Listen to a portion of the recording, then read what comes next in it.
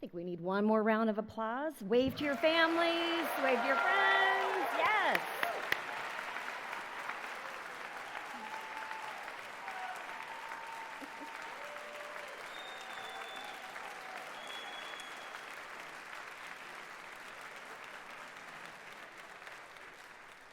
Now that's more like it. All right.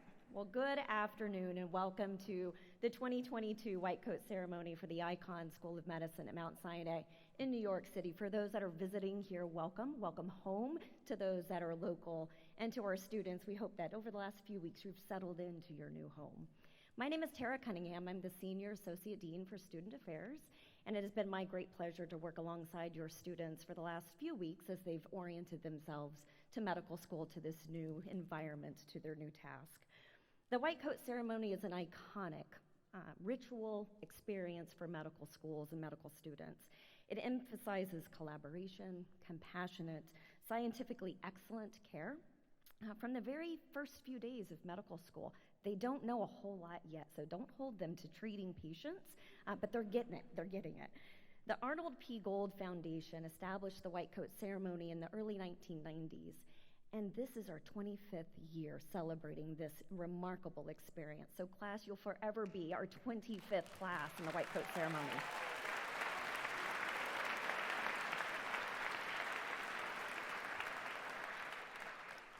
Each of my esteemed colleagues here on the podium with me or on the platform will be introduced as the program plays out for the rest of the day.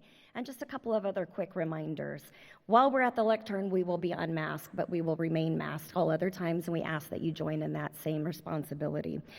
We also will like to point you to your program. There's a pamphlet that gives you some familiarity of what your students are experiencing in these next few years with us. We invite you to take a look at that and certainly share in that journey with us and walk alongside our teams as we work our hardest to support your loved ones throughout this journey.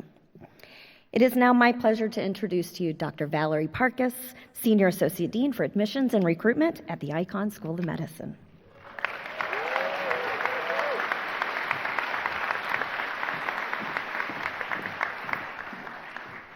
Thank you, Dr. Cunningham.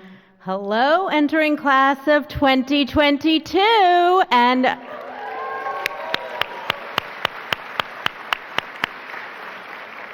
I know you're actually the class of 2026, but from admissions, we still think of you that way. So I want to welcome you from the whole admissions team. We are so thrilled to be here with you today and to be with your loved ones, your family, your friends, and of course, the whole huge Sinai family. As this day approaches every year, I think about the white coat and I think about the meaning of the white coat, and it really is important, I think, to think about that meaning. And two events in the last couple of weeks have allowed me to sort of think about what I can say to you today that perhaps might be slightly meaningful. I had the pleasure of going to an anniversary party for a dear friend of mine from medical school, my best friend from medical school, as well as a retirement party for someone who was a mentor to me during residency, so an attending. And so those two events, I got to spend time with friends from medical school and friends from residency. And it really made me think and sort of crowdsource, what do all these people now, looking back on their career, sort of think that they would say to people starting this career? And so some crowdsourced recommendations, and take them for what they are, but they're meant with love. First, number one, lean on each other. You all are here together. You have a long road, a wonderful road, a fulfilling road, a challenging road, and you are each other's family rock, right? Advice giver, advice seeker. So lean on each other. If someone is struggling, give them a hand. If you're struggling, ask for help. First piece of advice. Second piece of advice from the trainees that I trained with over the years. Think about your personal mission as you approach this career. Right? And keep that solid. Maybe write it down, have it in your desk drawer, because that allows you more fulfillment. The folks that I spoke to at these two events, looking back at their journey, really felt most fulfilled when they were thinking about their personal journey. And then the last thing, and I will leave it at this, is that we have progressed really far. As I spoke to these folks who had trained many years ago, all of us together, it feels sort of hard in 2022. There's a lot going on right now.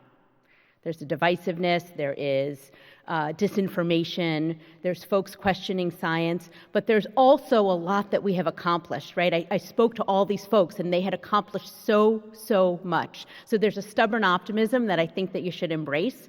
So I'm going to leave you with 3 points. Lean on each other, your mission, stubborn optimism. That's sort of what the white coat maybe means to the people I trained with over these two events, and I'm going to leave it at that. Welcome and thank you, and so much more from so many people over this evening.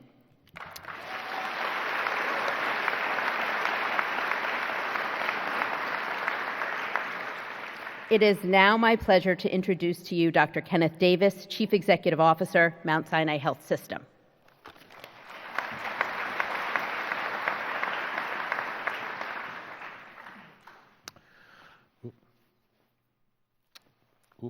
Almost forgot to take off my mask. Welcome, everyone. I'm thrilled to be here with you today. Thank you to the Dean and admissions offices for their hard work to produce this very talented class that I'm confident will make great contributions to our community. The challenges you are facing are dramatically different from the ones my classmates, also at Mount Sinai, but over 50 years ago, we were the second class, and I faced when we were in your seats. And by the way, we were never in your seats because we weren't at Alice Selig Hall. We didn't even have white coats then. Okay, when we were almost putting on our white coats, we didn't feel like we were putting ourselves at risk just to practice medicine. We weren't worried that we would be exposed to a contagious virus that would endanger our lives and those of our loved ones. You're launching your careers in a different world, one shaped by a once-in-a-century pandemic, and you will likely face future pandemics. You're launching your careers in an era in which medical professionals regularly put their health on the line to serve their patients. That takes courage, that takes character. That is why we are fortunate to have you here.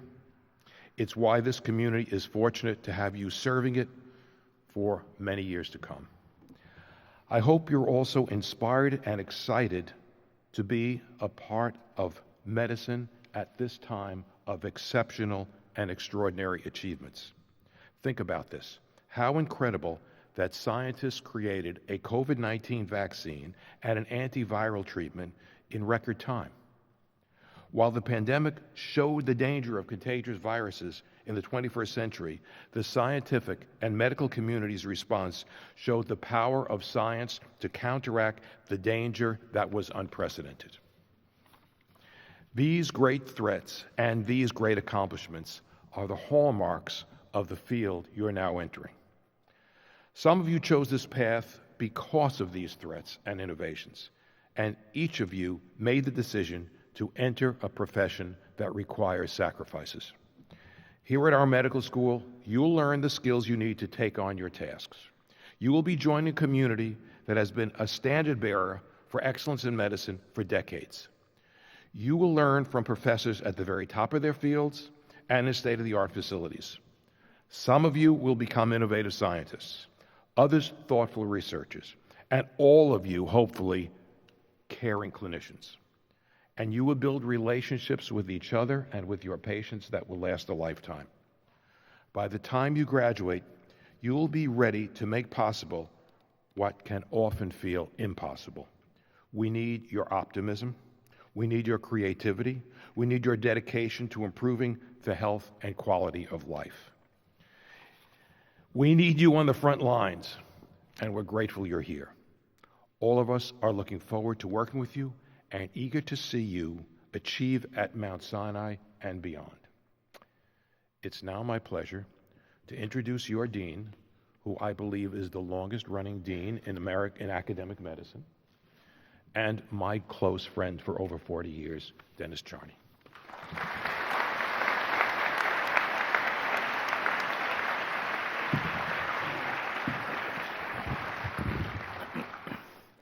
I'm not sure being the longest tenured dean is so great, but I've been having a great time.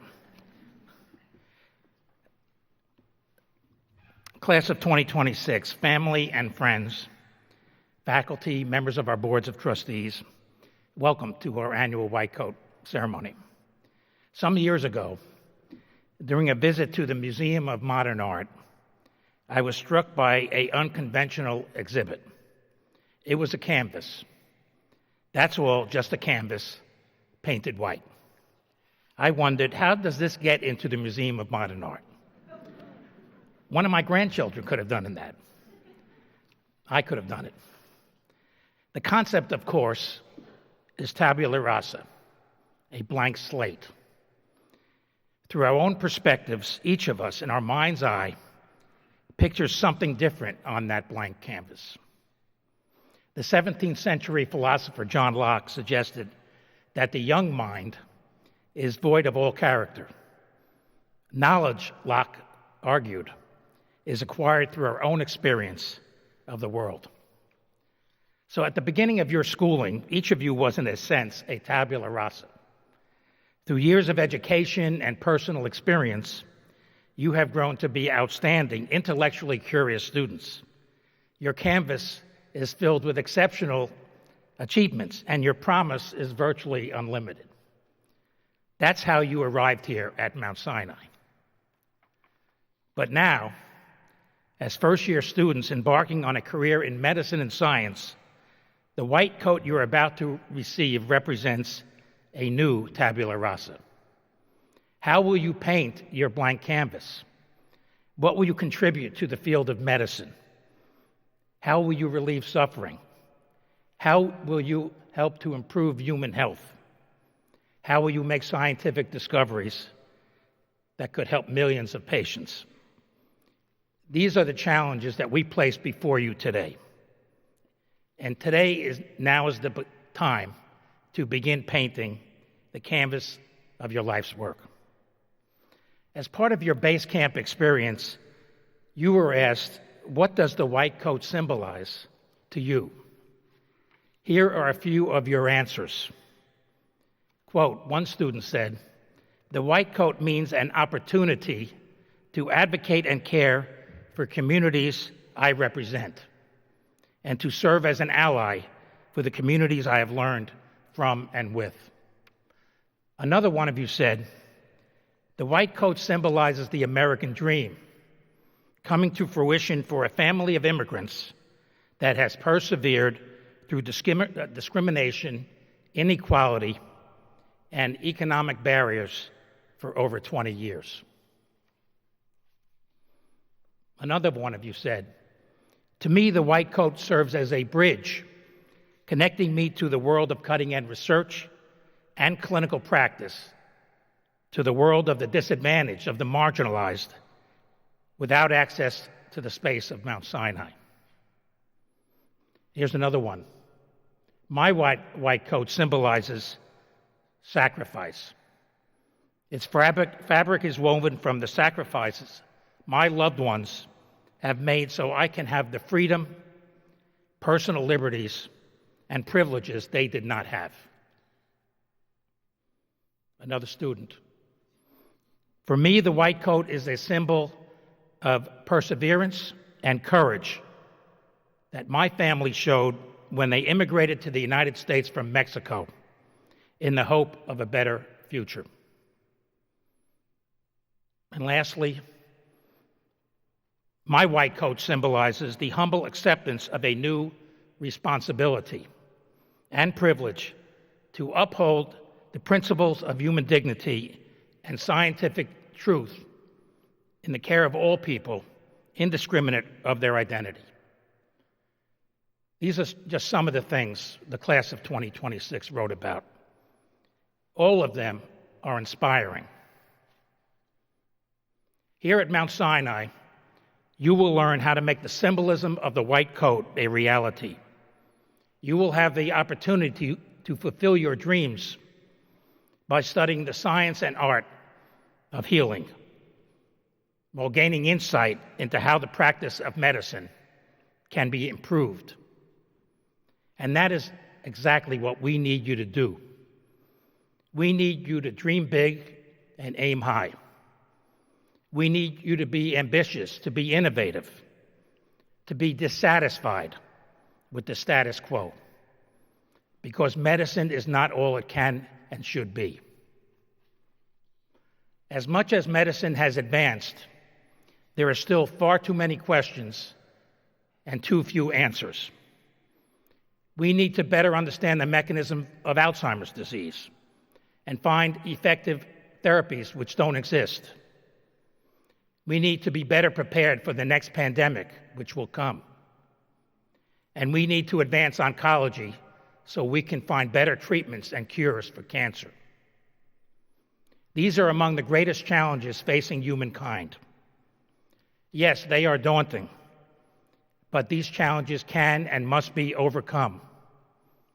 Winston Churchill said, "The pessimist sees difficulty in every opportunity. The optimist sees opportunity in every difficulty." In short, we need you to make a difference. That is why you are here at Mount Sinai. Here you will be exposed to innovative thinkers and inspiring teachers, scientists and clinicians who are relentless in their pursuit of better treatments. During the first wave of COVID-19, Mount Sinai was the epicenter of the pandemic. Our faculty members courageously stepped forward to the front lines of our hospitals and clinics and in our laboratories, where they made discoveries that resulted in better treatments for COVID-19, working tirelessly to save lives. These heroes are now your teachers, your mentors, and your role models. Mount Sinai's character over many years has been molded by adversity, never more so during the days of the pandemic. But now you are a member of the Mount Sinai family. So you need to know, for us, rising to a challenge is the norm, not the exception. And in many ways, that is the essence of being a great physician. It requires you to continually rise to a challenge. In announcing our nation's ambition to go to the moon, President John F. Kennedy said, "We choose to go not because it's easy, but because it's hard." And you can say the same for becoming a doctor. It's hard to become a doctor and a scientist. You will regularly face challenges that most people never experience. Patients will turn to you in the worst moments of their life. Sometimes there will be too little you can do. Your patients will die, and you will need to console grieving families. You will be expected to stitch up the victims of adversity, both physically and mentally. You will need to make sacrifice for your patients, even when you are facing personal sacrifices. Through it all, you'll be expected to be a pillar of strength. Yes, being a doctor is tough. It's tough, but it is also a privilege to use our knowledge to heal, to demonstrate courage, to show strength, and to grace under pressure. These are gifts unlike anything else in the world. And those of you who become research scientists, you will need to show creativity and insight to come up with new ideas, and the perseverance to see them successfully grown in the lab. You will have to confront skeptics until you have proven your theories true and gain universal acceptance. And some of you will make discoveries that expand scientific knowledge that can help millions of patients. And many of you will save lives. Granted, these moments do not occur as often as we wish, but they do happen. You will see that. They are not a myth. Class of 2026, you have immense potential. So we expect greatness from you. That does not mean perfection, nor does it mean constant success. But do not fear failure. To become a transformative scientist and doctor, you will need to take bold bets, but some of them will fail. Thomas Edison, perhaps the greatest inventor of our nation, understood that the road to success must be paved with failure. although he didn't like to use those words. "I have not failed," he said. "I have just found 10,000 ways that don't work." So bouncing back from failure and setbacks will be essential to your growth. So I highly recommend that you build capacity for resilience. We will help you. We will help you. A resilient mind will serve you very well in medical school and beyond. So the canvas of your white coat will be far more than a title or a set of grades. Most of you will create on your tabula rasa that will not always be seen. It will be felt. And it is your commitment to your patience and your persistence and your sacrifice and your collaborative spirit and your willingness to serve and lead that will make the difference. So, class of 2026, I know you have the potential. With the education you receive at Mount Sinai, you can and will become the leaders that we expect to improve medicine for humanity. Thank you very much.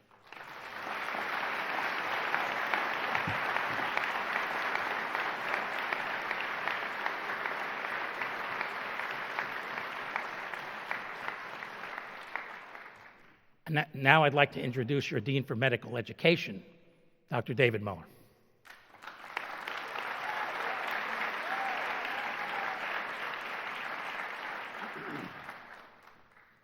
Good afternoon, everyone. I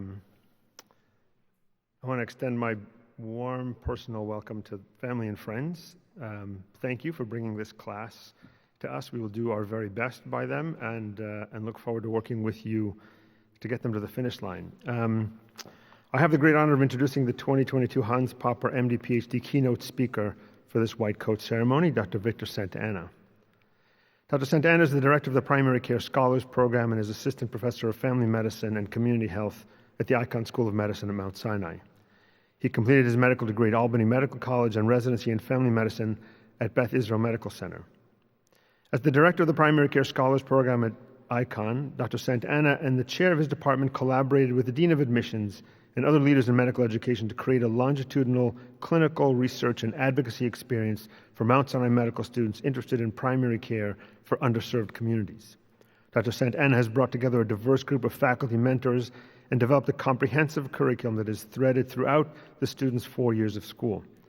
These primary care scholars are immersed in patient-centered care, teamwork, health policy, and health disparities, all while rotating through the outstanding clinical practices in the Mount Sinai Health System and the Institute for Family Health.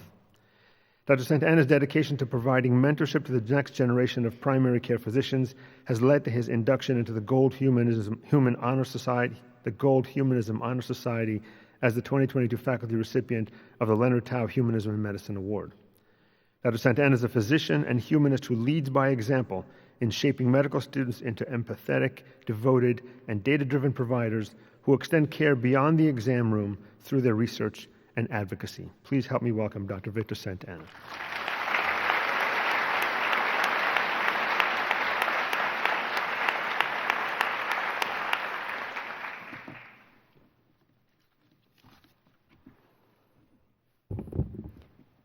Thank you, Dr. Muller, Dr. Cunningham, deans, faculty, and staff for inviting me here today. And thank you to the class of 2026 for allowing me to bear witness to the significant milestone in your journey to becoming physicians. I suspect many of you are eager to get your white coats on, so I'll keep my remarks brief. But I also want to take this opportunity to give thanks. Thank you to the Institute for Family Health for trusting me to be the Medical Director of Homeless Services. Thank you to the Department of Medical Education at Mount Sinai for supporting my career as an educator and for allowing me to direct the Primary Care Scholars Program. Thank you to my work family at the Family Health Center of Harlem, and thank you to the homeless team who provides care for people experiencing homelessness and perform minor miracles every day.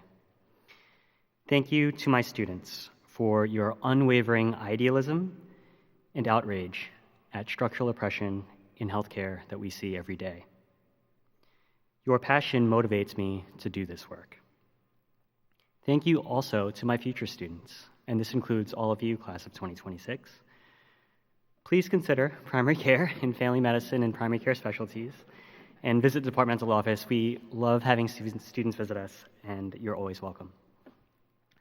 I'm going to make a bold statement here and say that primary care specialties in family medicine are potentially the most intellectually stimulating, most deeply rewarding, and yet most highly underrated specialties that you can choose. So again, please consider primary care. But thank you. I also want to thank my own family, especially my partner who's caring for our 1-year-old right now, without whose support I wouldn't be here. And since these remarks are all about you and the doctors that you are going to become, thank you most of all to your future patients who will honor you with their stories, allow you the privilege of learning medicine, and will entrust you with their lives. And while we're on the subject of giving thanks, class of 2026, this afternoon is all about you, but for a moment, I'd like to ask you to give a round of applause for your families, biological and chosen, whether they're here or not, without whose support you wouldn't be here. So, round of applause.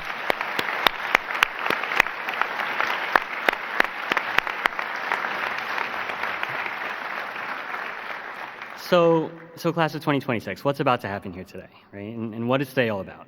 So in case you didn't know, you're about to put on a white coat. And by the way, your white coats will never be cleaner, never be whiter than they are today. So take a lot of pictures. And as Dr. Cunningham was saying, as far as traditions in medicine go, the white coat ceremony is a relatively new one. Started in 1993 by the Arnold P. Gold Foundation, the ritual we are celebrating today is meant to emphasize compassionate, collaborative, ethically sound, and scientifically excellent care from the very start of medical school. And when you wear your white coats for the first time, you will begin to benefit from the lifelong privileges being a member of our profession bestows. Simply by wearing the white coat, others might assume you are knowledgeable, caring, and even trustworthy. And wearing the white coat, you might even look different to yourselves. For some, today might be a joyous occasion, the culmination of years of hard work and sacrifice, while for others, the coat may trigger intense anxiety or imposter syndrome. Maybe you're the first in your family to graduate college, to go to medical school.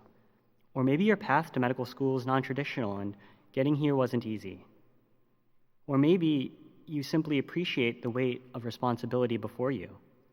You understand the depth of dysfunction in our unjust healthcare system that you will inherit, and maybe this is overwhelming to you. But whether you're in the camp that feels joyous or anxious right now, or somewhere in between, I want to reassure you that whatever you're feeling right now is valid. And no matter what it took for you to get here, we, your faculty, everyone on this stage, are here to support you and ensure that you succeed in medical school. So lean into the uncertainty ahead, because that openness and humility will make you a better doctor. It's also worth mentioning that we are living in a historic moment.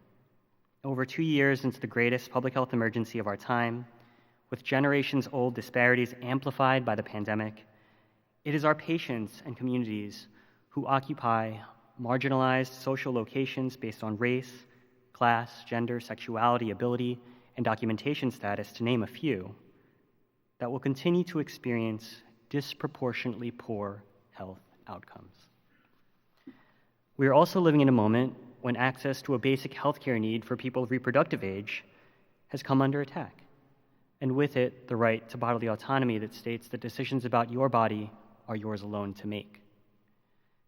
Add all of that to the ongoing public health crises of gun violence, racism, and climate change, and class of 2026, you will be faced with big questions, and you have your work cut out for you. So in the face of these responsibilities, what does the white coat symbolize? Well, like most things in medicine, it's complicated. Certainly, it symbolizes a transformation from layperson to physician, or more optimistically, to healer. But scratch beneath the surface, and it might also symbolize something very different. Perhaps a subtle elitism, an assumption of intelligence, and definitely educational privilege. It also might, to some, represent hierarchy and deference, right? Did you know that there are short coats for students and longer coats for residents, fellows, and attendings? Going beyond symbols, our coats themselves can cause problems. Study after study has shown that these very coats we wear are fomites and carry pathogens, especially around the shirt sleeves. And we also know that for some of our patients, the very sight of doctors in white coats causes their blood pressure to rise, a condition called white coat syndrome. And yet, despite these problems, the white coat in medicine persists. So why do we let ritual and tradition prevent us from doing what seems like it could be right? I would argue that our profession's investment in the white coat also symbolizes our potential to be defenders of the status quo. But as a profession, it is critical that we reckon with the complex history of science and the origin and advancement of medicine in this country.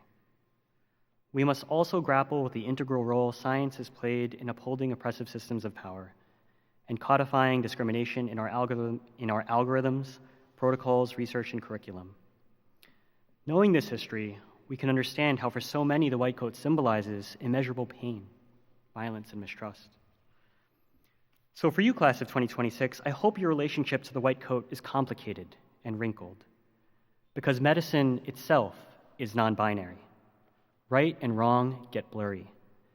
And there is no such thing as a purely bad or difficult patient, and despite our good intentions as physicians, we have the potential to also cause harm. But also as physicians, we keep learning. We seek help when we need it, and we strive towards altruism always.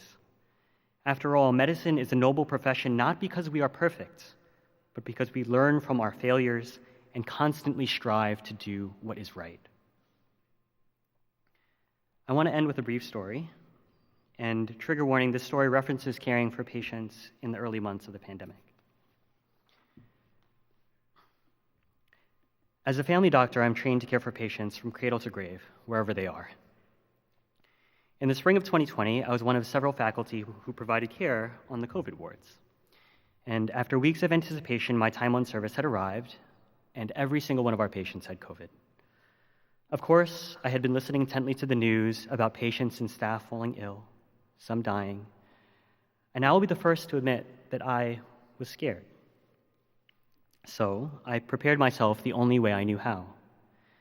I practiced donning and doffing PPE and searched for what scarce literature about COVID existed, first out of China, then Italy, and eventually right here out of Mount Sinai, New York. In those early days of the pandemic, there were just so many more questions than answers. Is surface transmission possible? How effective is PPE? Can it be reused? And will there even be enough? When I sat in your shoes 17 years ago and took the Hippocratic Oath, I never imagined simply doing my job would put me so acutely in harm's way.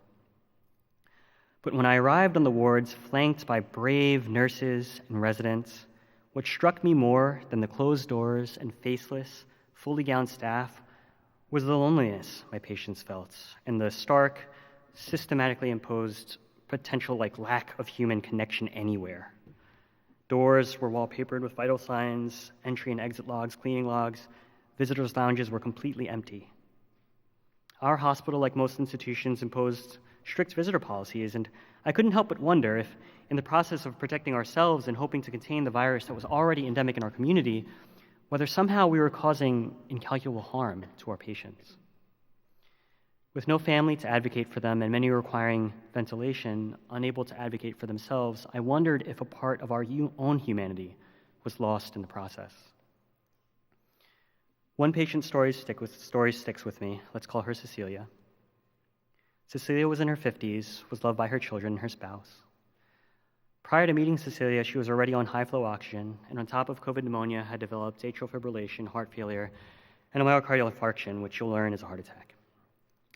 Despite initial improvement, her heart continued to fail, followed by her kidneys, and eventually her lungs, filled with fluid, and despite our best efforts, the decision was made to call her family and offer for them to say their goodbyes. Despite Cecilia wanting her children to be there, and her children themselves wanting to be there, with how quickly her condition was changing, we feared her family would not make it to the hospital in time. They also feared they themselves would become infected, and so the family chose to say their goodbyes virtually. This, of course, was not an ideal situation by any means, but by this point in the pandemic, I had unfortunately become used to the ritual of holding a phone as patients and families said their last goodbyes. Holding the phone, I had gained a front seat to families' most intimate moments together. Moments normally shared privately amongst loved ones with the care team outside of the room. Over video, we met spouses, grandchildren, and gained glimpses into our patients' lives that we would otherwise never see. There are a few more powerful or saddening experiences than watching children say goodbye to a dying parent. Some families shared memories, others laughed, some sang, many prayed. Most families encouraged their loved ones to stay strong and keep fighting. Others gave their loved ones permission to rest. Cecilia's children sang songs, said prayers, and said their goodbyes. And within an hour, Cecilia had died. In these moments, I am reminded of the great power we have as physicians. When confronted with COVID, social distancing, and the greatest dehumanizing forces of modern medicine, we as a profession countered with human connection and shared purpose for our patients. In over a decade in medicine, I had never witnessed doctors say "I love you" to each other at the end of their shifts, or program directors say this to their trainees. But COVID changed all of that. Through the grief and loneliness of quarantine and isolation, we as a profession relearned the power of compassion and connection.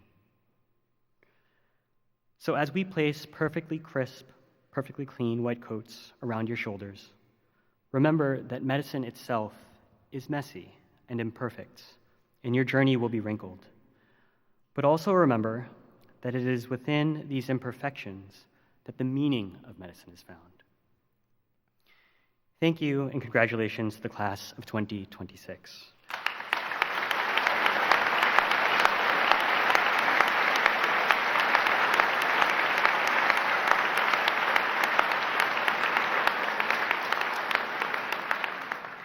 Please use your privilege to change unjust systems, and most importantly, care for each other and care for yourselves.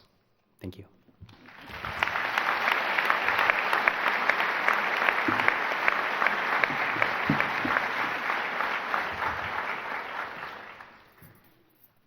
Good afternoon. Hello, I am Dr. Angela Palermo. I'm the Senior Associate Dean for Diversity, Equity, and Inclusion at the Icahn School of Medicine and co-director of our Center for Anti-Racism in Practice.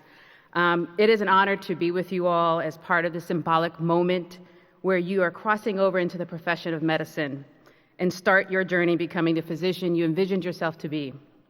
My hope is that you will remember that the white coat symbolizes an opportunity to wake up every morning with a purpose to help others, a responsibility to serve the greater community and promote the highest standard of care, and most importantly, the personal significance of your why medicine. It is now my pleasure to introduce to you a very special video presentation on the significance of the white coat.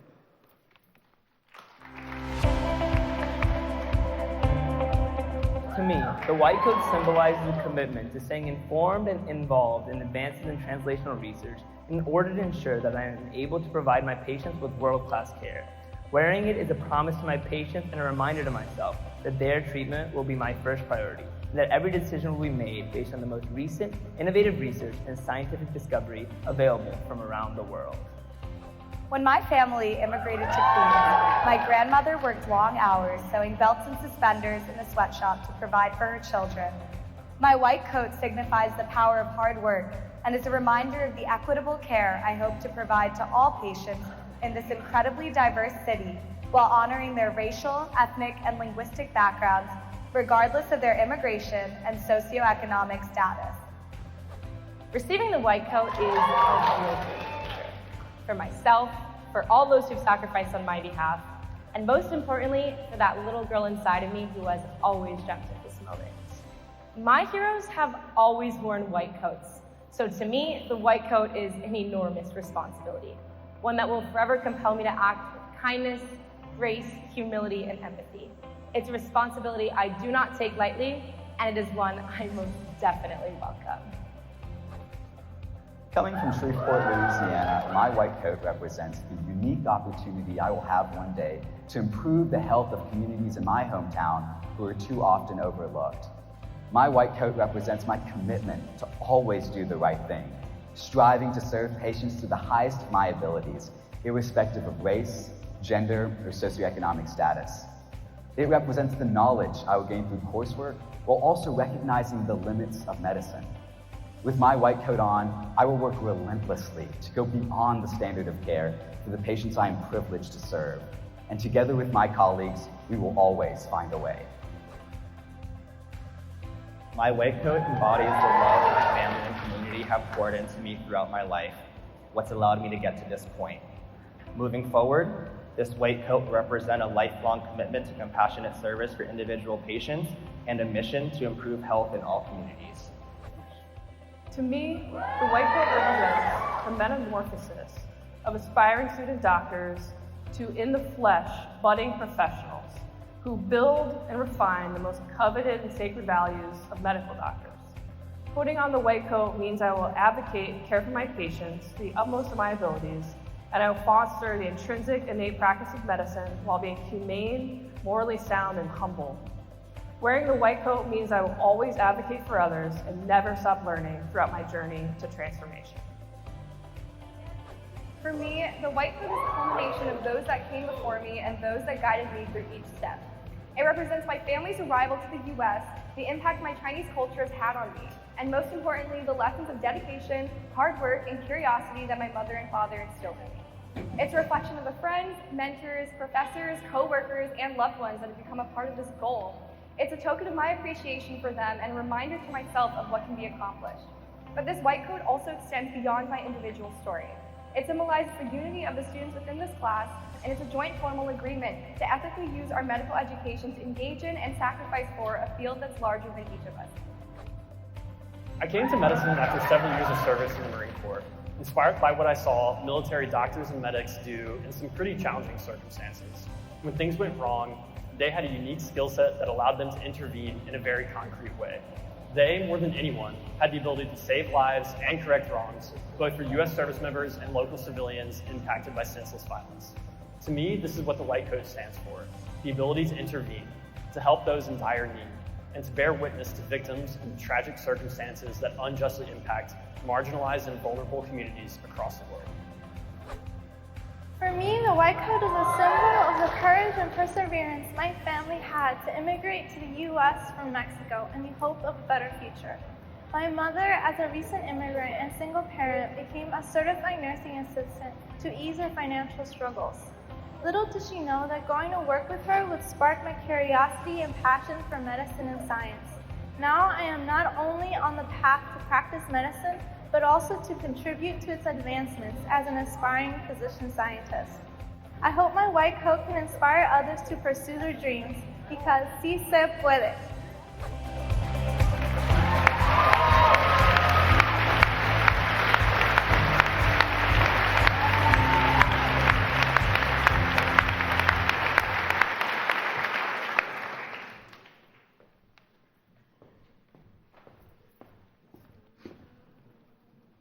Now it's time. I am Rainier Soriano. I'm the Senior Associate Dean for Curricular Affairs. It is truly an honor to be a part of the special ceremony.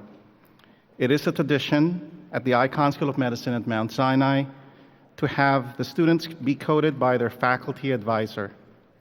Therefore, I will call students alphabetically by learning communities and introduce the 10 physicians, their faculty advisors, who will be coding the students. You can refer to and follow along in the learning communities list in your program as I call the students on stage. Please note that I will be reading each student's preferred name, which may differ from that in the program.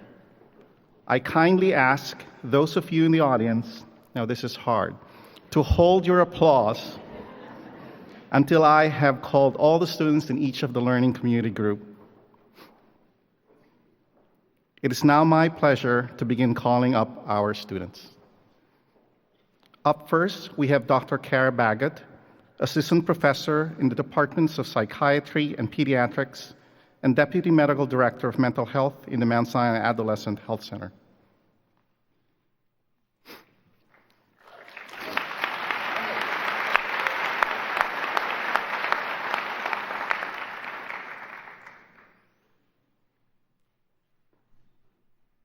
Michelle Adler.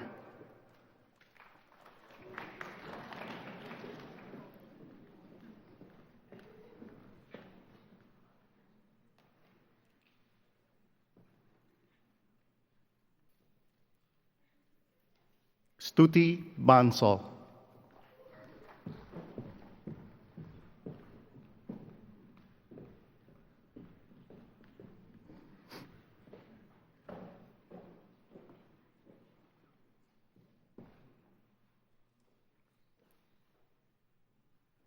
Cristina Bañuelos.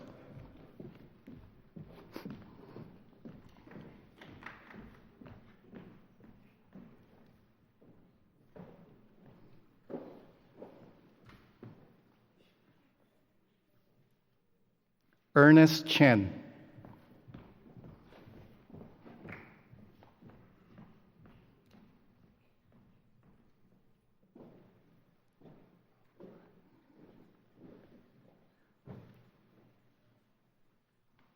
Robert Chen.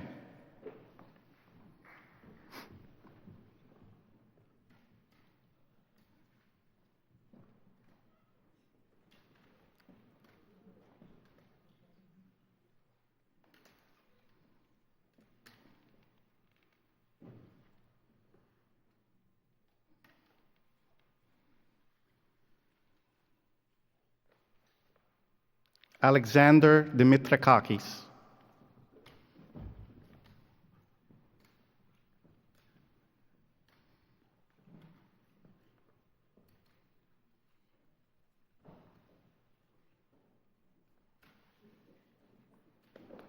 Alexander Herman Marcus Frank.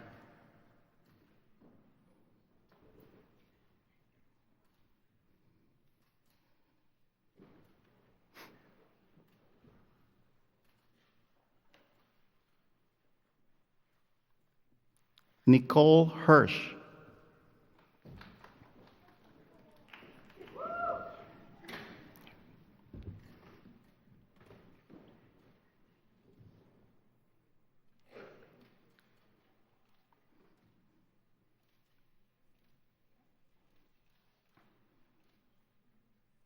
Sky Kaihumani.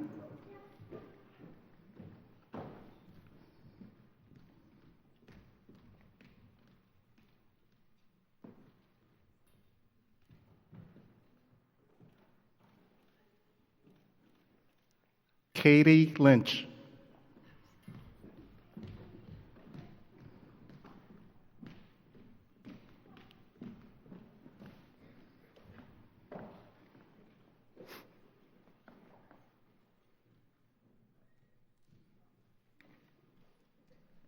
And Jira White.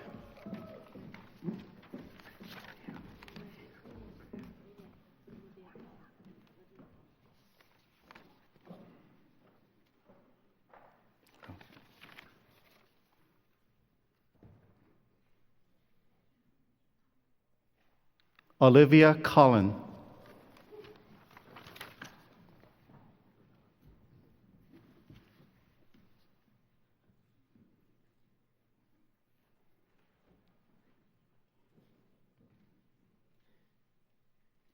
And let's give everyone a round of applause.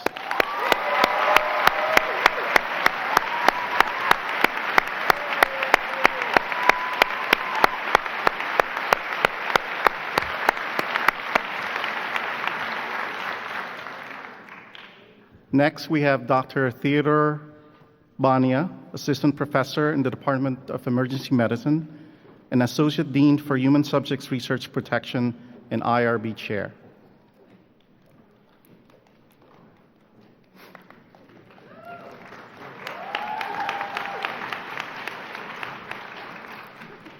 Adriana Isabel Baez Berrios.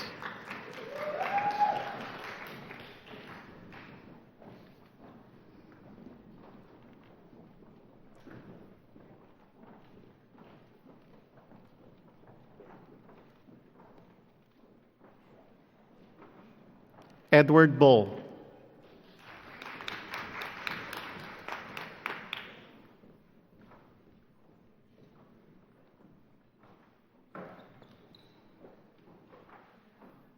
Adriano Quadros.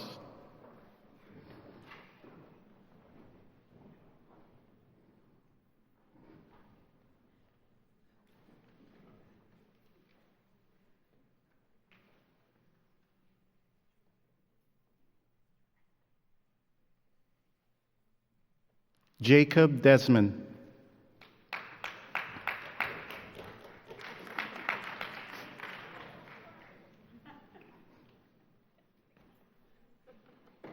It's not my rule.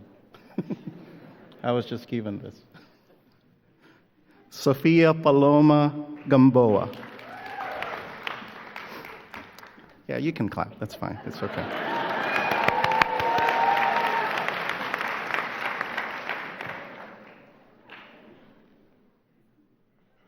Yash Shalesh Lahoti.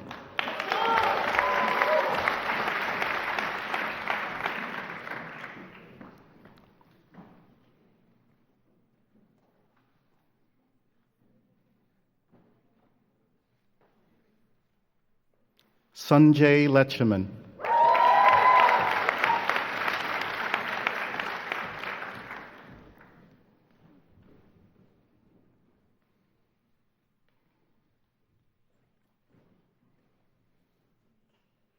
Meredith Manson.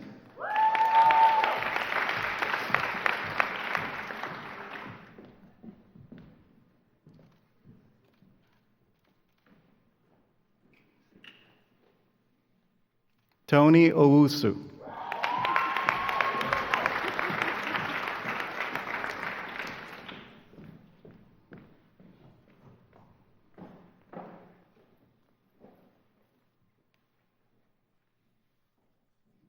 Catherine Phillips.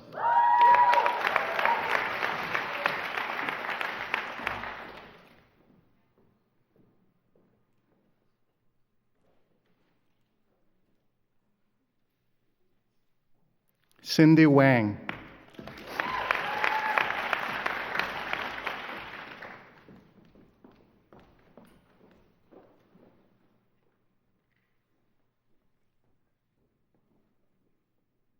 And Catherine Yu.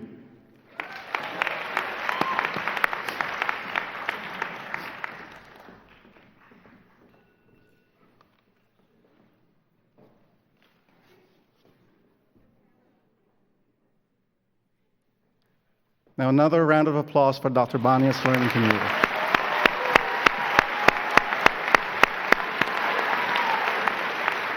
Next, we have Dr. Caroline Cromwell, Assistant Professor in the Department of Medicine, Division of Hematology and Medical Oncology, and Medical Director of the Thrombosis Services Program for the Mount Sinai Health System. Melissa Bloom.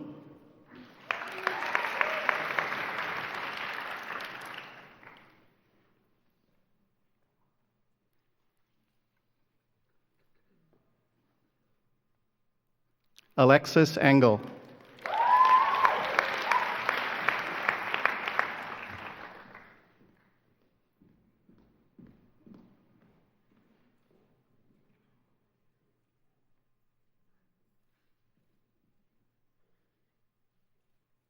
Timothy Hung.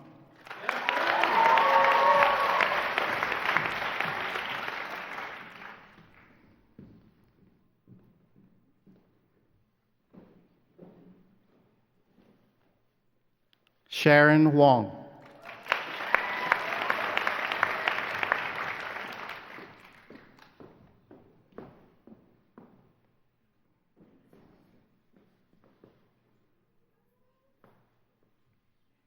Spencer Johnson.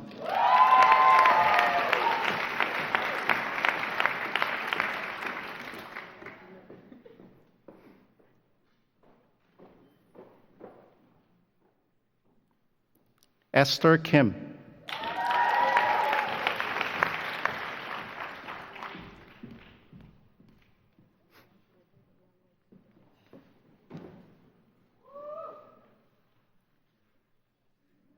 Martina Lopez May.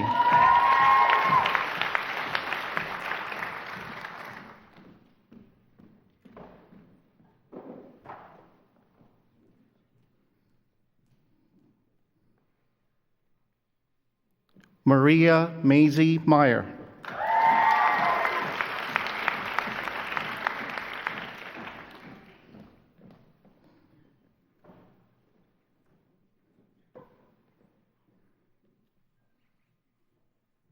Aditya Sekar.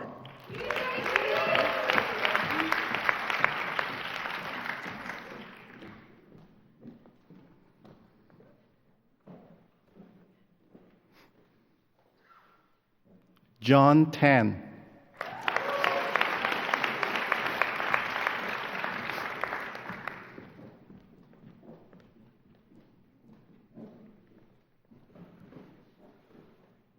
Vongai Tizora.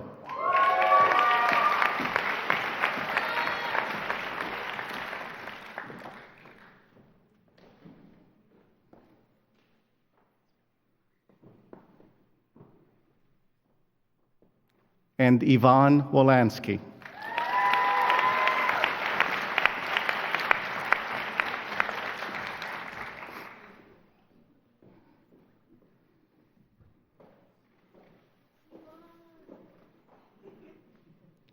It's a round of applause for Dr. Cromwell swearing to you.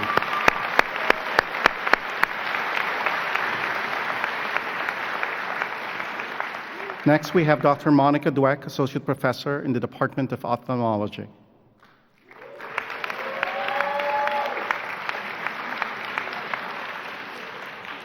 Fatmata Ba.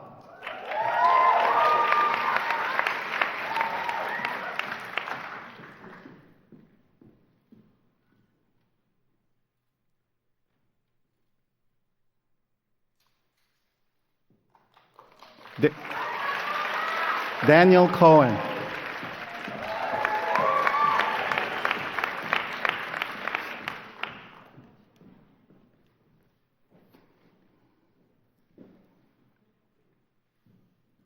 Jonathan Juadzil.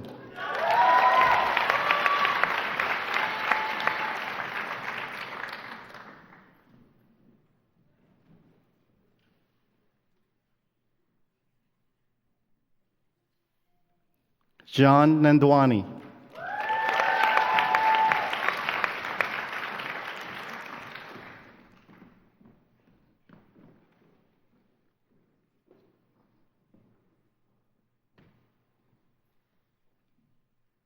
Katrina Nitsch.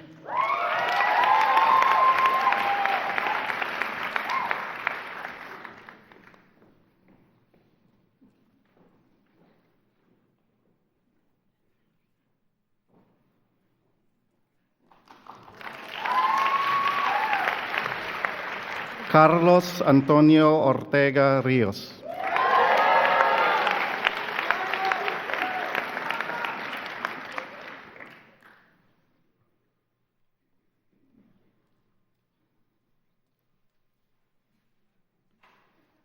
Rami Rujub.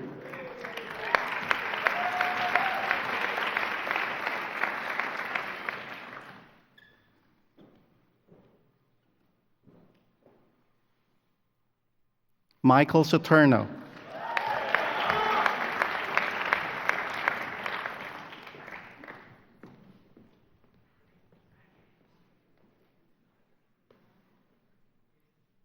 Wamia Siddiqui.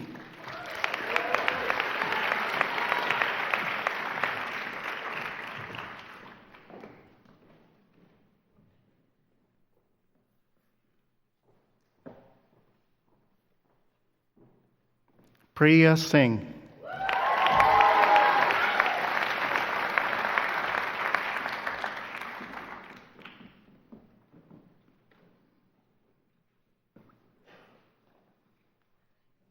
Daniel Wang.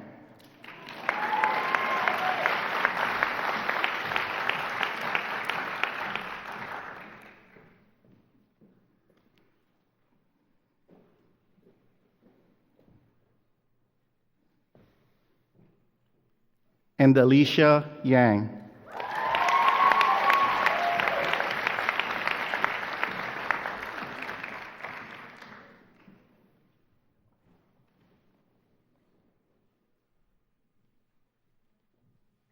And that's Dr. Dweck's group.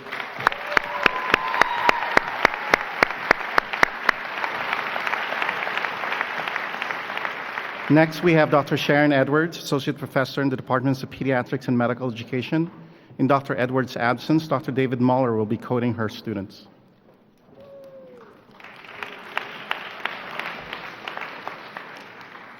Sebastian Arreviave.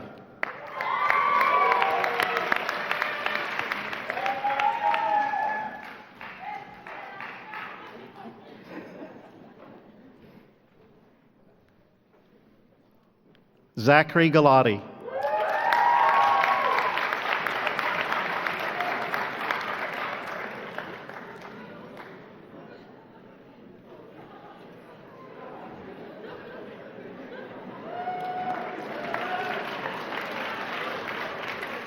Shubham Gulati.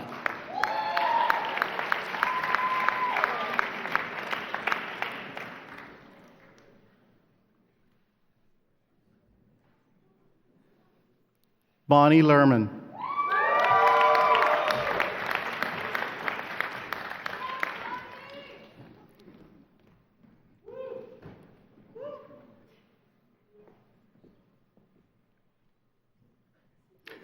Lathan Liu.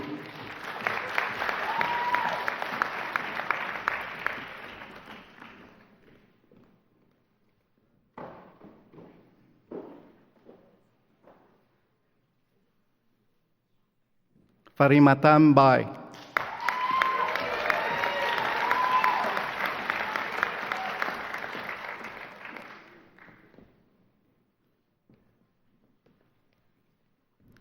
Jane Milampi.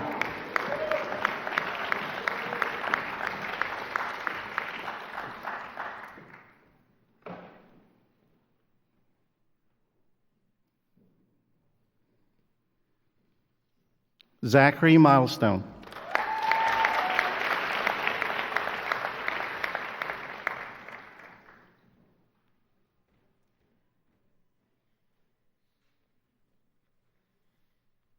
Andrew Min.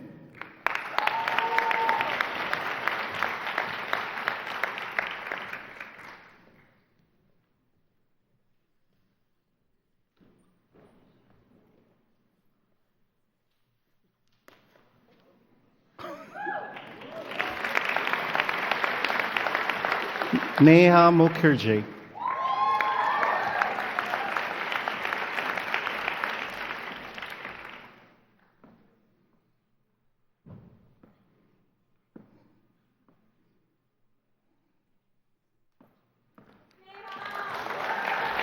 Uchechukwu Oko.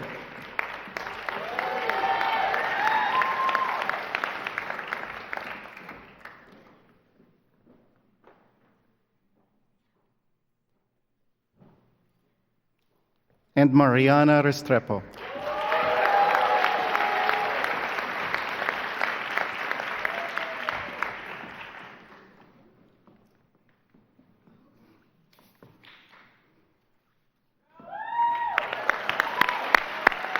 This is Dr. Edwards' group via Dr. Muller.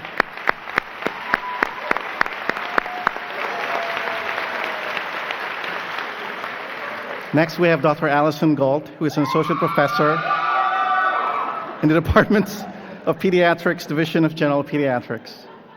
We haven't even started yet. Mike Otten.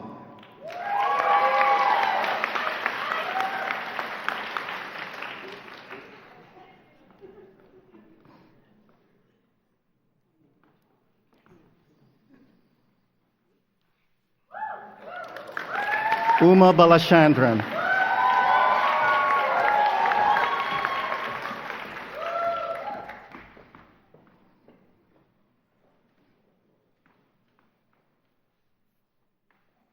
Jaskiran Deensa.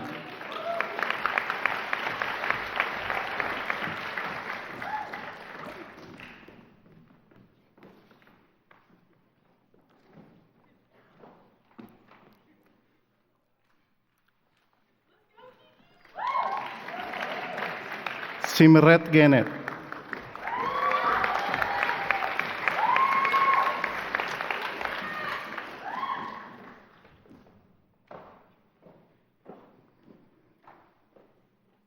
Kayla Victoria Tendawi Helm.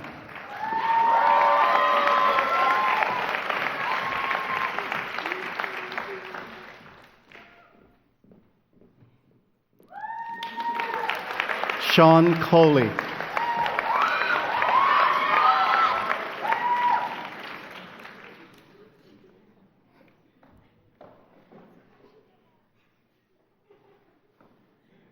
Daniel Kwan.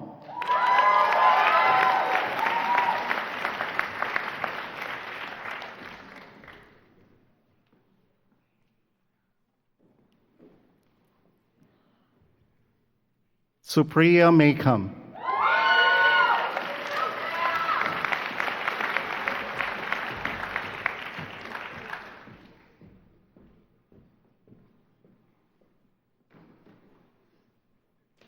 Sujay Ratna.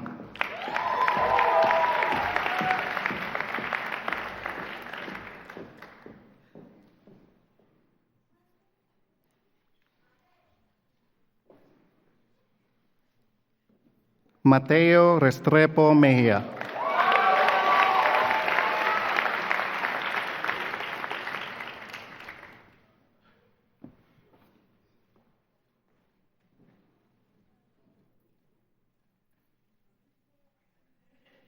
Diana Ruiz.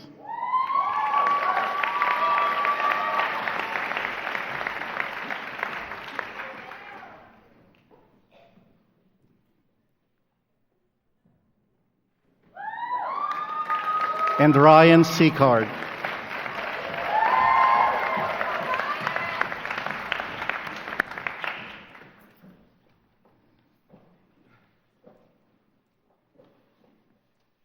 And that's Dr. Galt's learning community.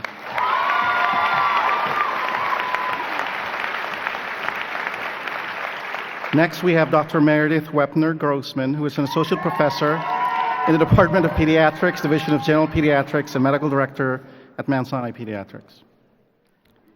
Agathe Dupont.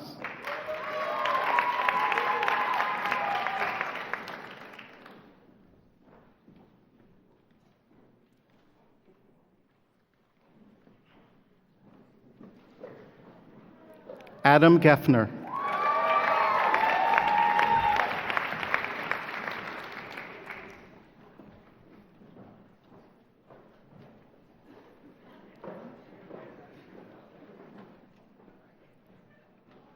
Daniel Guerra.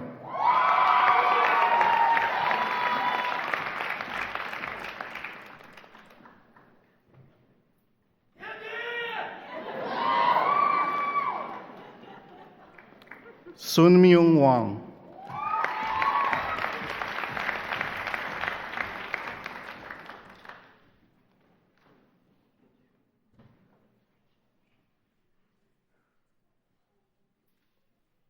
Rachel Kasdan.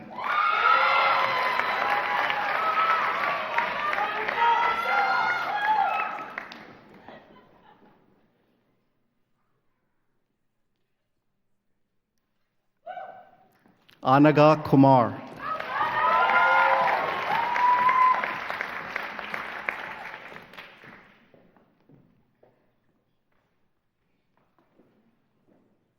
Lion Lee.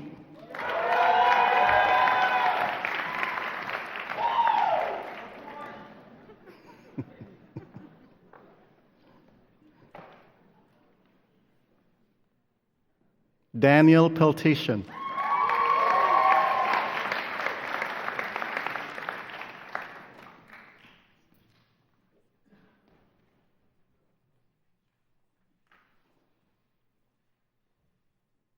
Veronica Sadler.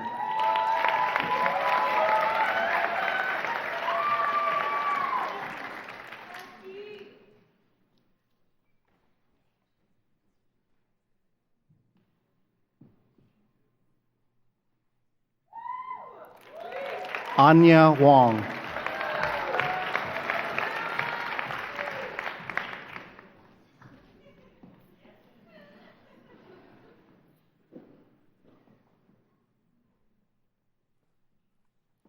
Amina Williams.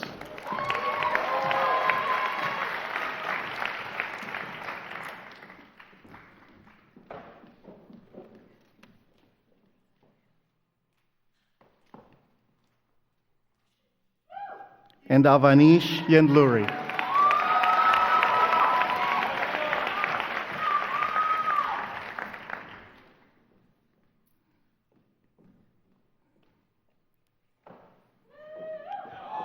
and Dr. Grossman's learning community.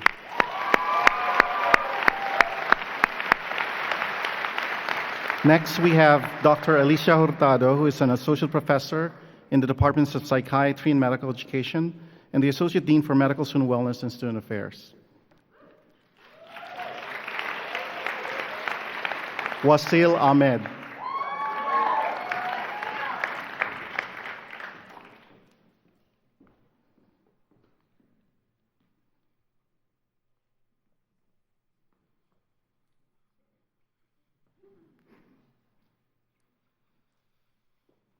Rebecca Chen.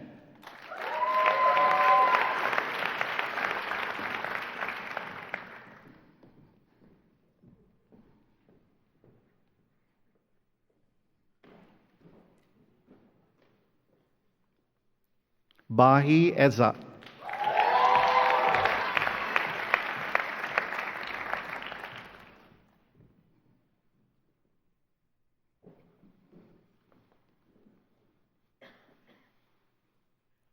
Jessica Fuzalov.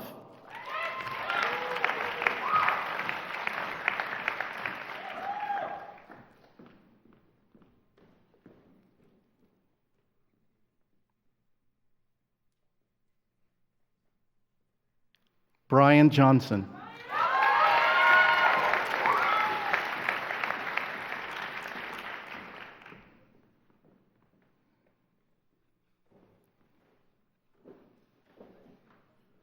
Barbara Pereira Vera.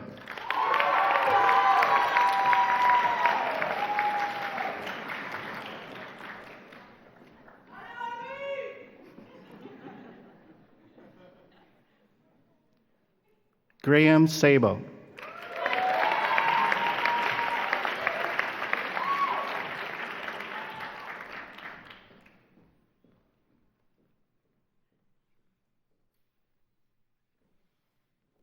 Marina Schechter.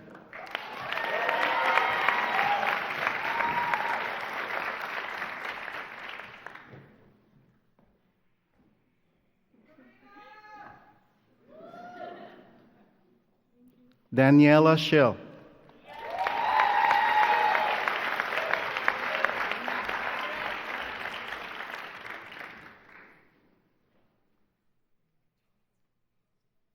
Devershi Vasa.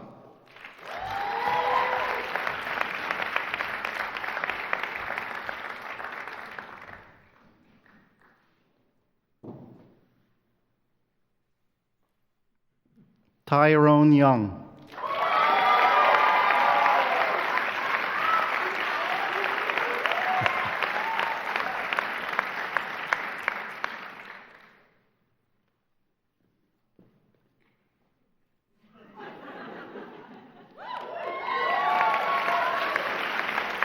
And Ashley Zhu.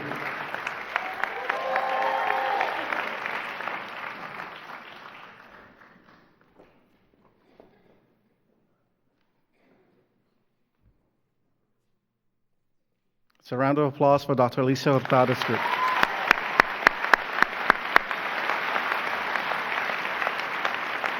Next, we have Dr. Craig Katz, who is a clinical professor in the Departments of Psychiatry, Medical Education, and Health Systems Design and Global Health.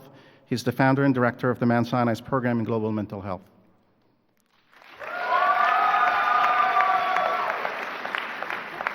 Maximilian J. Basil.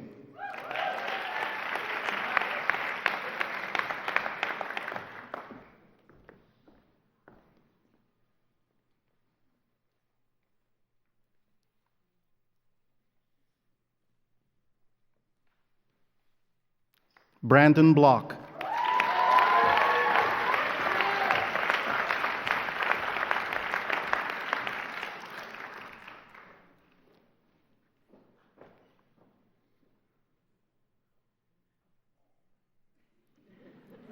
There is a sleeve right there.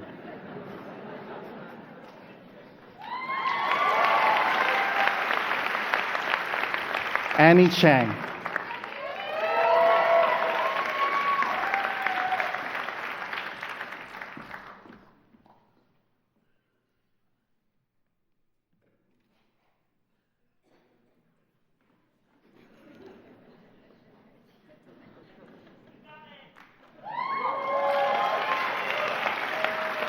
Ethan Alexander Gomez.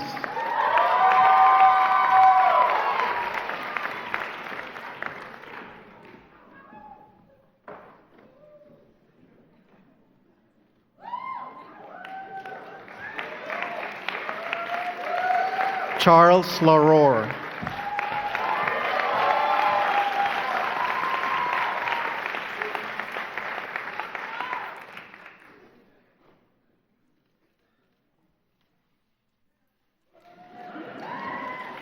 Joshua Matthew.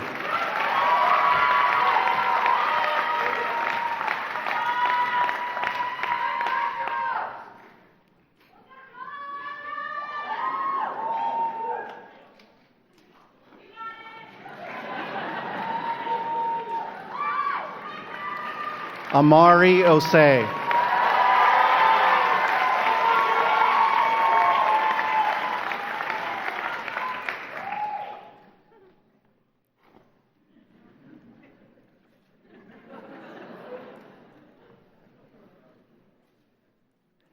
Ji Woo Park.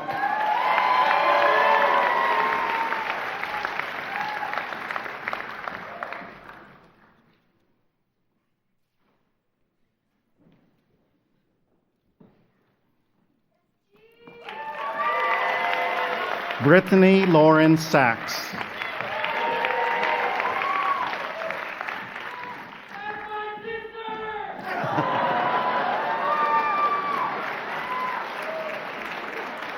She's our student too.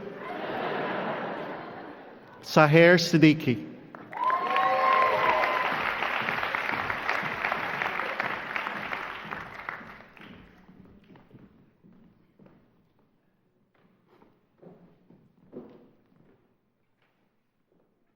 Rachel Su.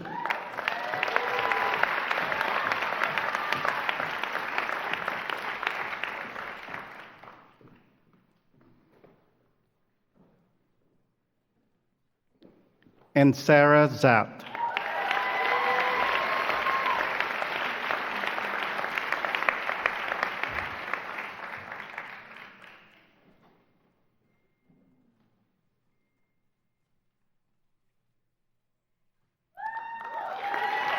And that's Dr. Kraft's Learning Community.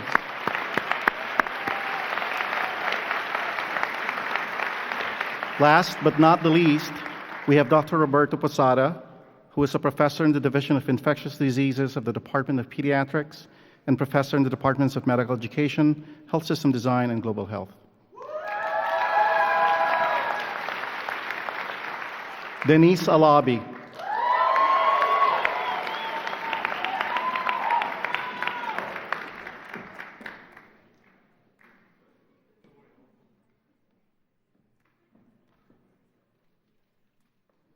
Ashanae Allen.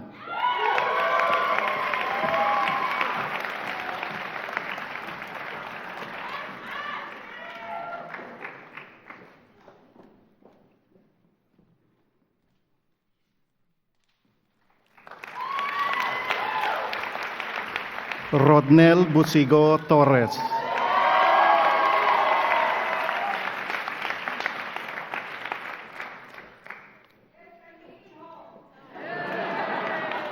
Listo. Dana Kavanaugh.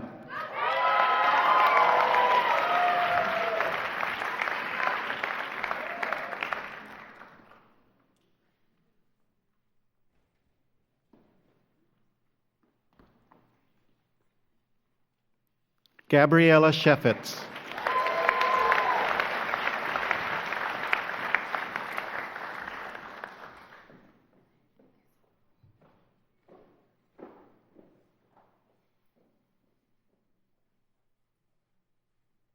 Waylon Chu.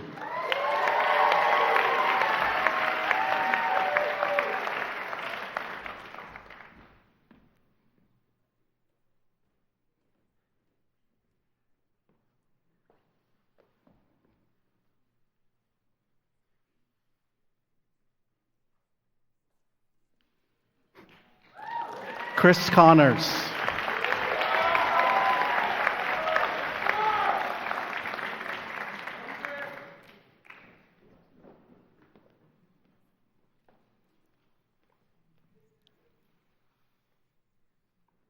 Nitya Krishnamurti.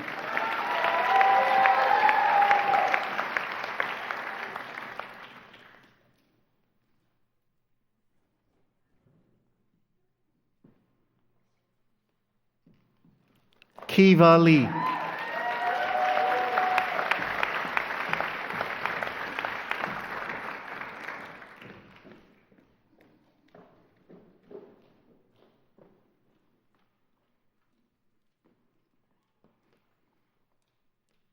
Noi Meshulami.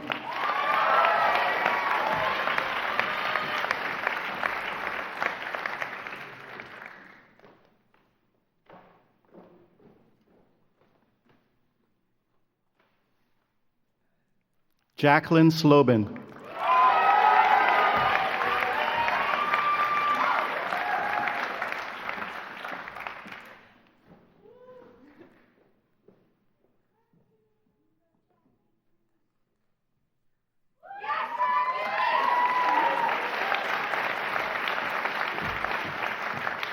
And Alexander Joe.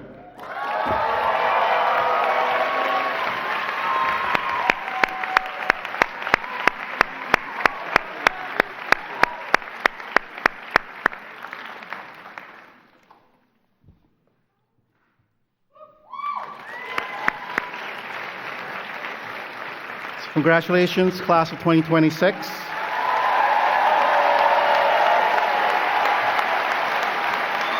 At this time, I ask that you stand as a class. Please turn around and face your loved ones so all present can applaud you in your new white coats.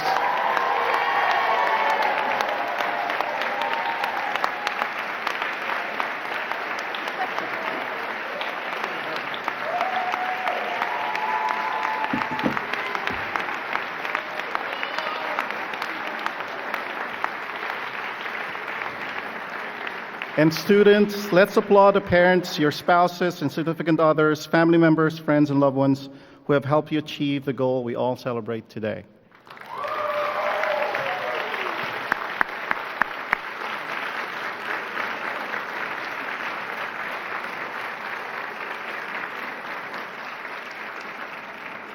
So please take your seats, and I now have the pleasure to present Dr. Lisa Island, Associate Professor, Jack and Lucy Clark, Department of Pediatrics, who will administer the student oath. This will be followed by the faculty pledge, which will be read by Dr. Reena Karani, Director of the Institute of Medical Education and Professor of Medicine, Medical Education, and Geriatrics and Palliative Medicine.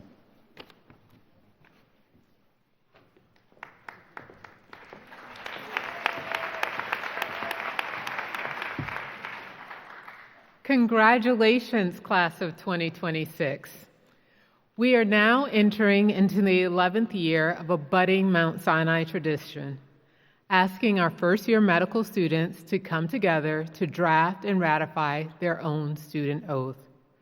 Through this process, our students were given the opportunity to establish, commit to, and share the professional ideals that will govern their time at the Icahn School of Medicine at Mount Sinai and beyond. During their Arts and Science of Medicine course, groups of students each generated what they held to be their most important ideal as they embark on their medical education and career. Representatives from each of these groups then worked with Dr. Craig Katz to combine these ideals into the oath you are about to hear. I now ask our first-year medical students to stand. Turn around and face your loved ones in the audience. And join me as we recite our student oath. You can find the oath on the last page of your program.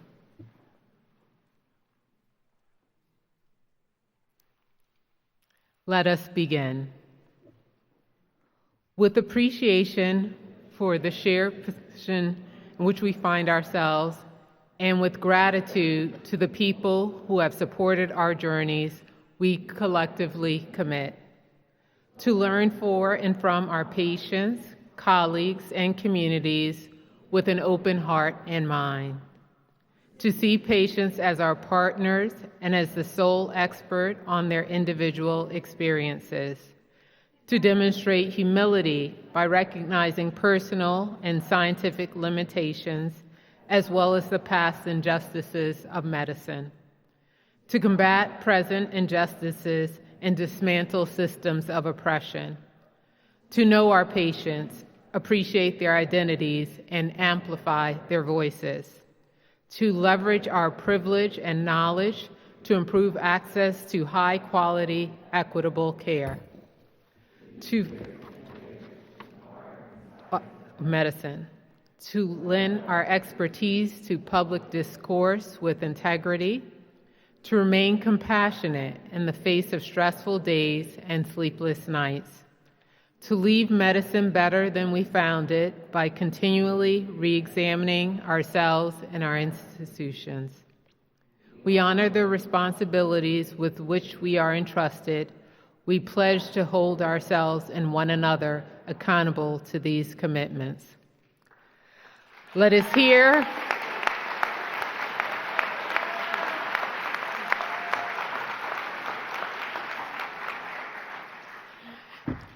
I was going to say, let us hear a round of applause for the class of 2026.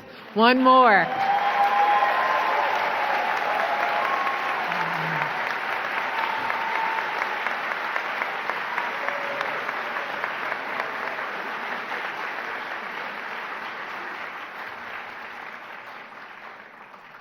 Thank you. You may be seated.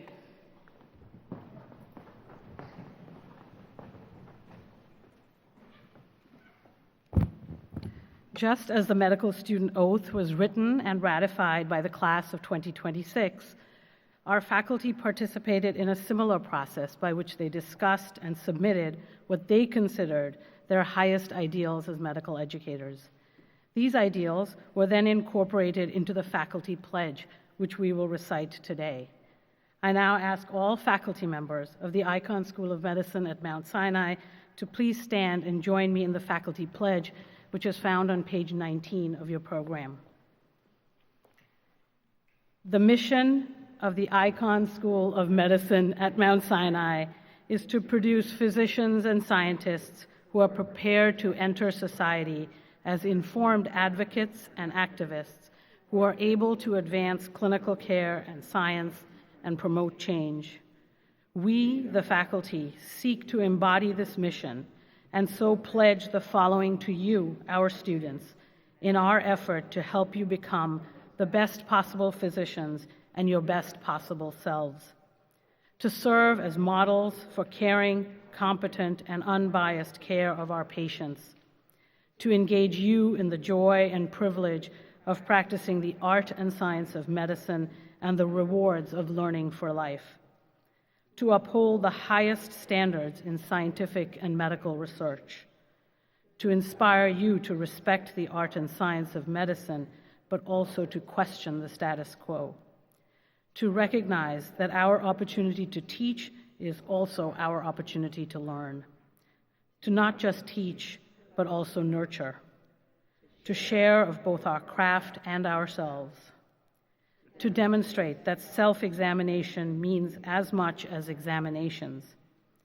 to be kind in evaluating you and ourselves, to never lose sight of our wellness and the wellness of all those around us, to have the courage to stand up for the oppressed and vulnerable and against prejudice and racism in all we do, to be aware of our own biases and those around us and strive to eliminate them, to meet you where you are and get you where you want to be. And finally, to never forget as physicians, scientists, and educators what we know as human beings. Thank you, and please be seated.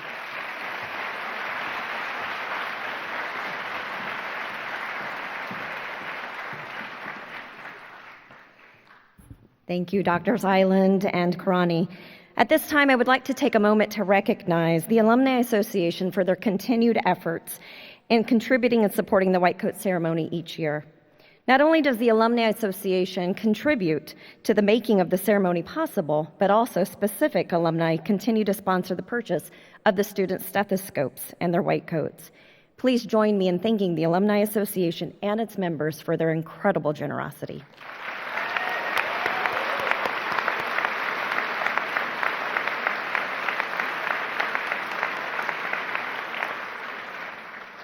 Now I'd like to ask Dr. Alexis Colvin, Associate Dean for Alumni Affairs, to say a few words regarding the Mount Sinai Alumni Association.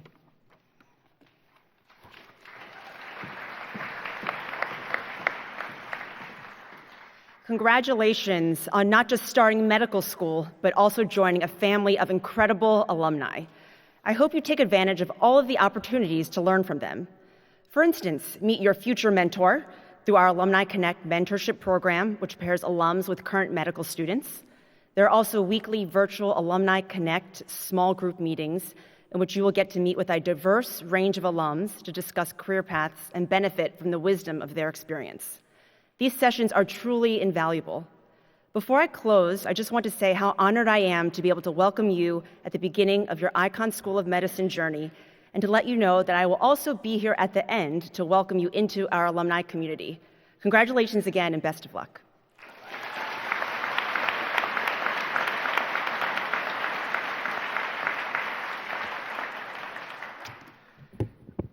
I'm the closer. So I'm going to close. I just want to say first that it's only the middle of September, and I'm willing to bet that every single one of you at some point has been exhausted already. It's a little funny tongue-in-cheek, but people on the stage today set a really high bar for you all. All I want to add to that is the coat fits, and you belong here. And we said that a lot to you all during base camp, and we mean it. You belong here, you will be unbelievable, and we will do everything in our power to make sure you achieve your dreams. So thank you for choosing us. And so finally, I want to thank the staff of the Department of Medical Education, the Office of Student Affairs for their assistance today, and the Mount Sinai Alumni Association for their ongoing support. I do want to ask the staff of the Department of Medical Education and Office of Student Affairs, people are scattered all over the place. If you're standing, then wave. If you aren't standing, then stand. And get a round of applause, because without you, none of this would have been possible. Yes, in the back corner. Woo!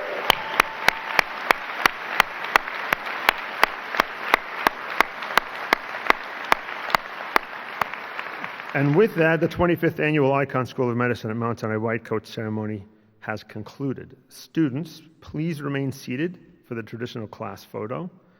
Guests, we invite you to exit at this time and enjoy the reception in the lobby and the lounge outside the hall. A few things before we end, please be sure to stop by the Alumni Association table while at the reception to pick up your family gift. It is one gift per family. I was told to say that, so clearly is one gift per family. And while you're there, make sure to take a photo with your student. Thank you for being part of today's celebration. Congratulations to all.